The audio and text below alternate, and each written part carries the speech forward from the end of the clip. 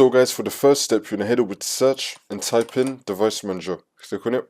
And then once you're on this, you're going to expand display adapters.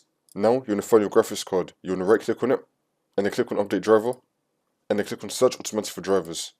Make sure that you have the best drivers for the device installed. I'm also going to be leaving down below 3 links for Nvidia, AMD and Intel.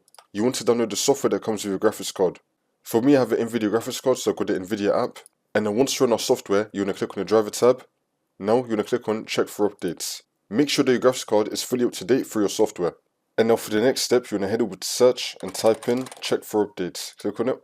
And then once you're on this, you're going to click on check for updates. Make sure your computer is fully up to date. And now for the next step, you're going to head over to search again and type in display settings. Click on it.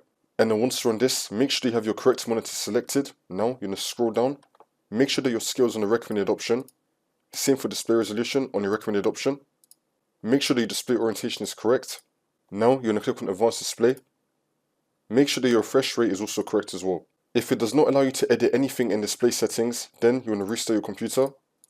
Come back into Windows, go back into display settings. It should then let you edit everything, and then this should now fix your problem.